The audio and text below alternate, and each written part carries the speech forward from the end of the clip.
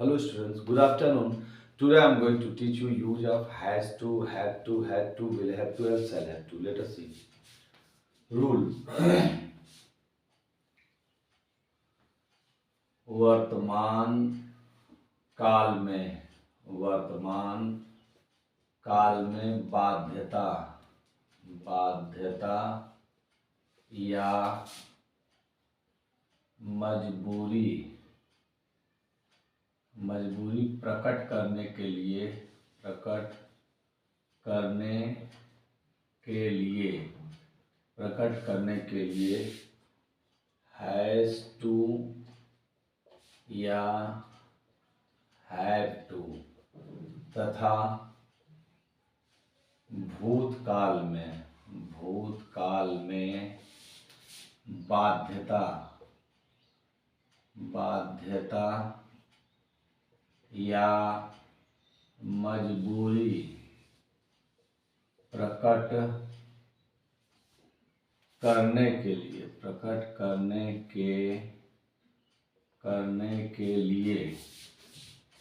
प्रकट करने के लिए हैड टू और भविष्यत काल में बाध्यता या मजबूरी प्रकट करने के लिए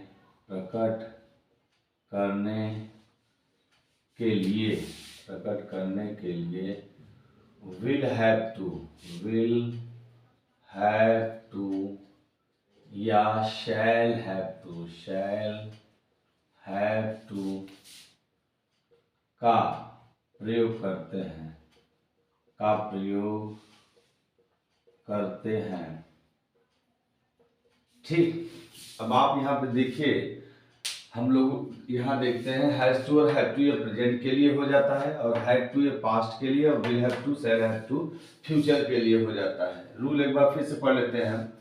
वर्तमान काल में बाध्यता या मजबूरी प्रकट करने के लिए हैज टू या हैव टू का प्रयोग करते हैं, तथा भूतकाल में बाध्यता या मजबूरी प्रकट करने के लिए हैड टू का प्रयोग करते हैं, और भविष्य काल में बाध्यता या मजबूरी प्रकट करने के लिए विल हैव टू या शैल हैव टू का प्रयोग करते हैं। याद रखिए, इसके साथ हर समय वर्ब की फर्स्ट फॉर्म आती है। ठीक है, जैसे कुछ एग्जाम्पल देख लेते हैं। जैसे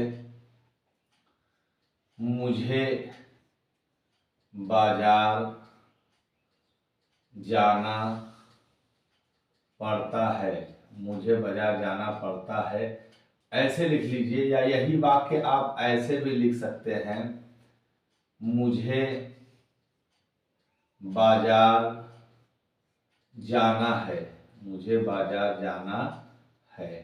ठीक, एक सेंटेंस। दूसरा है राधा को खाना पकाना पड़ता है, राधा को खाना पकाना पड़ता है, ऐसे लिख लीजिए, या फिर लिख लीजिए या करके राधा को खाना पकाना है। ठीक, ये तो हो गए प्रेजेंट के दो एग्जाम्पल। पास्ट के देख लेते हैं। जैसे हमें बाजार जाना है, हमें बाजार जाना पड़ता है, आप ऐसे लिख लीजिए, या फिर हमें बाजार जाना है, जाना था वाला लिखिए, पड़ता था और जाना था। ठीक, ये पास्ट में हो गया। अब एक फ्यूचर में भी देख लेते हैं। जैसे तुम्हें नदी में नहाना पड़ेगा, या आप ऐसे लिख लीजिए, तुम्हें नदी में नहाना होगा। ठीक, ये हमने लिख दिया है प्रेजेंट में, पास्ट में और फ्यूचर में। चलिए उसको ट्रांसलेट करके देख लेते हैं। जैसे पहला सेंटेंस है, मुझे बाजार जाना है। स्टूडेंट्स, मैंने आपको हैज और हैव का जो प्रयोग पढ़ाया था तो बताया था कि आई व्यू दे तथा बहुवचन कर्ता के साथ हैव लगता है और ही शीट तथा एकवचन कर्ता के साथ हैव लगता है। तो जिनके साथ हैव लगता है उनके साथ हैव टू लगा लेते हैं और जिनके साथ हैव लगता है उनके साथ हैज टू। तो देखिए यहाँ मुझे की अंग्रेजी आई होगी, चूंकि एक सब्जेक्ट की जगह पे है तो आई। अब आई साथ क्या लगेगा, have to. I have to.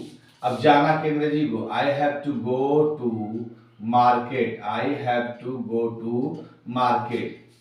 दोनों का हो गया ट्रांसलेशन। मुझे बाजार जाना पड़ता है या मुझे बाजार जाना है, दोनों का ट्रांसलेशन होगा I have to go to market. अभी देखिए दूसरा सेंटेंस है, राधा को खाना पकाना पड़ता है या राधा को खाना पकाना है। ये एक वचन का सब्जेक्ट है तो यहाँ हैज टू लगाएंगे। तो क्या हो जाएगा translation, Radha has to cook food. Radha has to cook food. दोनों का हो गया, राधा को खाना पकाना पड़ता है, राधा को खाना पकाना है। चलिए अब यही पास्ट में देख लेते हैं। हमें बाजार जाना पड़ता था या हमें बाजार जाना था, तो क्या हो जाएगा, we had to go to market. We had to go to market. हमें बाजार जाना पड़ता था या हमें बाजार जाना था, ये पास्ट में हो गया। तो पास्ट में तो हमें कोई दिक्कत ही नहीं है कि एक वचन कौन है, बहुवचन, सभी के साथ हैवी टू को तो लगाना है। अगला देख लेते हैं, तुम्हें नदी में नहाना पड़ेगा या तुम्हें नदी में नहाना होगा। तो आप क्या करेंगे, इसका ट्रांसलेशन होगा you will have to bath. You will have to bath in the river. You will have to bath in the river. ये आपका फ्यूचर टेंस का भी हो गया। आप ले लीजिए इसका स्क्रीनशॉट, फिर आपको निगेटिव इंट्रोगेटिव से रिलेटेड कुछ सेंटेंस बता देते हैं।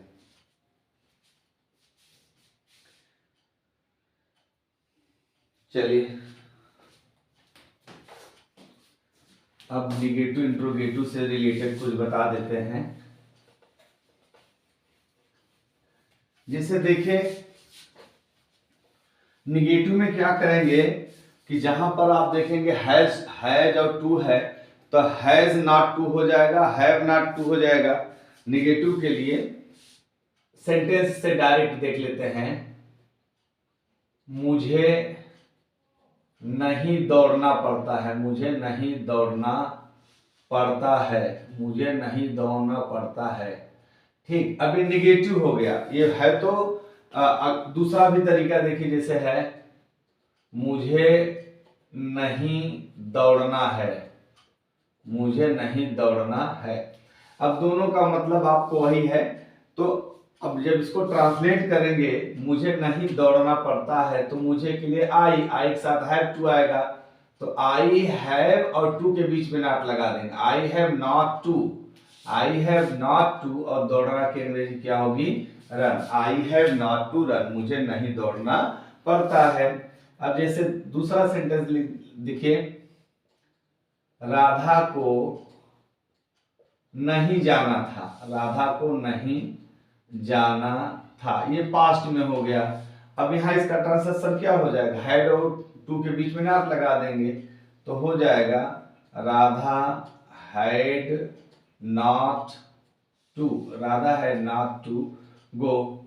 ये पास्ट में हो गया। फ्यूचर में देख लेते हैं, तुम्हें नहीं आना है। तुम्हें नहीं आना है या तुम्हें नहीं आना पड़ता है, इससे भी लिख सकते हैं। तो क्या हो जाएगा, नहीं फ्यूचर में देखेंगे ना, तुम्हें नहीं आना होगा या तुम्हें नहीं आना पड़ेगा। ठीक है, तो क्या होगा, you will not have to. You will not have to come. ये आपका नेगेटिव हो गया। अब इंट्रोगेटिव में भी कुछ सेंटेंस देख लेते हैं। जैसे यहां पे देखिए, क्या मुझे जाना है। क्या मुझे जाना है। ठीक, ये सेंटेंस है क्या मुझे जाना है। तो अब देखिए मुझे की अंग्रेजी आई होगा तो हैव लगाएंगे, तो इसी हैव को शुरू लगा देंगे, हैव आई और तब टू लगाएंगे, याद रखिएगा हैव के बाद सब्जेक्ट फिर to, have I to go, have I to go. तो अब इसका जब आंसर का नंबर आएगा तो अगर मैं अपने बारे में किसी से पूछ रहा हूं हैव आई टू गो, तो बोलेगा yes you have to go, yes you have to go, या फिर बोलेंगे no you have not to go, you have not to go. लेकिन कभी कभी ऐसा क्या होता है कि हम स्वयं से क्वेश्चन करते हैं, स्वयं आंसर देते हैं, जैसे बोलते हैं have I to go, yes I have to go, no I have not to go. Actually जब हम अपने आप से क्वेश्चन करते हैं और अपने आप के लिए स्वयं से आंसर देते हैं तो आई से आई नहीं होगा, लेकिन जब हम अपने आप के बारे में पूछें किसी दूसरे से कि हैव आई टू गो, तो अगला बोलता है yes you have to go, no you have not to go. ये तो आपका प्रेजेंट का इंट्रोगेटिव हो गया। अब पास्ट का भी देख लेते हैं, जैसे क्या राधा को दौड़ना पड़ता था। अब ये सेंटेंस हो गया पास्ट में, क्या राधा को दौड़ना पड़ता था, तो क्या हो जाएगा हैड राधा टू रन, क्या राधा को दौड़ना पड़ता था, तो क्या हो जाएगा yes Radha had to run, या फिर हो जाएगा no Radha had not to run. अच्छा ये आपका इंट्रोगेटिव हो गया। इंट्रोगेटिव का जो दूसरा नियम है उसको भी एक आध सेंटेंस देख लेते हैं। जैसे मान लीजिए एक सेंटेंस लिखते हैं मुझे कहाँ जाना है,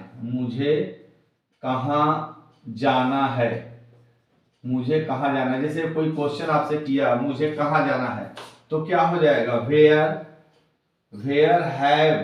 हैव आई टू गो, मुझे कहाँ जाना है, तो आंसर क्या हो जाएगा कि आपको बाजार जाना है, you have to go to market, आपको बाजार जाना है। ठीक, अगर यही सेंटेंस हम लोग पास्ट में देख लें, जैसे अगला राधा को क्या खरीदना था, या राधा को क्या खरीदना पड़ता था, तो क्या हो जाएगा व्हाट से बनाएंगे, व्हाट हैड राधा टू, खरीदना की अंग्रेजी क्या होगी buy, what had Radha to buy, तो आंसर क्या हो जाएगा कि Radha had to by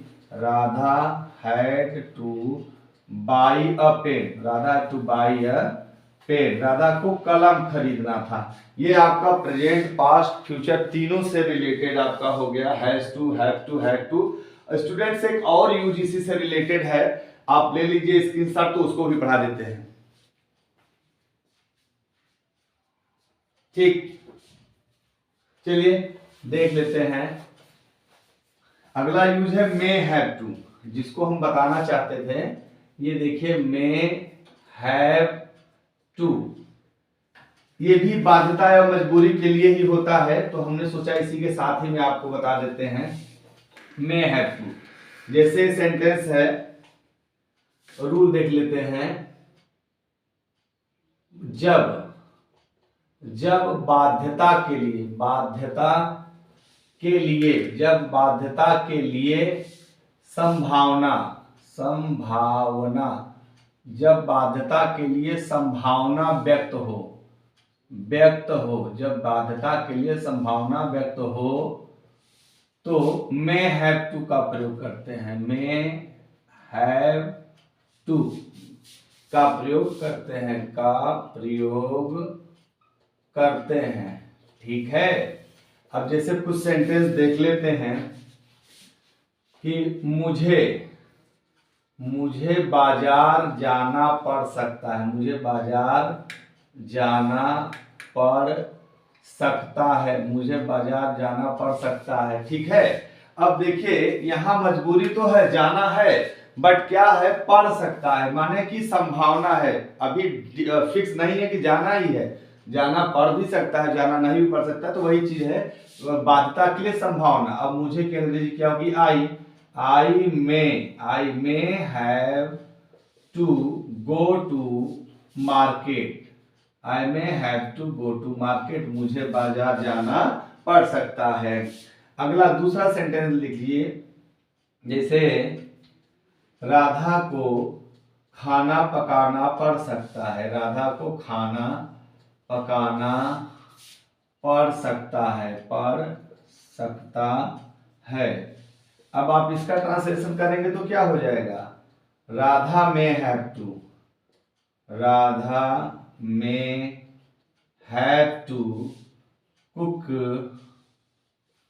cook food, Radha में हैव टू कुक फूड। अच्छा, मान लीजिए इसको इंट्रोगेटिव में भी कोई पूछ ले, मुझे कहाँ जाना पड़ सकता है, मुझे कहाँ जाना पड़ सकता है, मुझे कहाँ जाना पड़ सकता है, तो क्या हो जाएगा, कहाँ है तो वेयर लगा देंगे, वेयर में I have to go, where में I have to go, where में आई हैव टू। अच्छा, मान लीजिए इंट्रोगेटिव भी हो गया, इंट्रोगेटिव बड़े आसानी से बन जाएगा, अब कुछ बताना तो बचा नहीं है। चलिए आज के लिए इतना ही, it is enough for the day, thank you very much.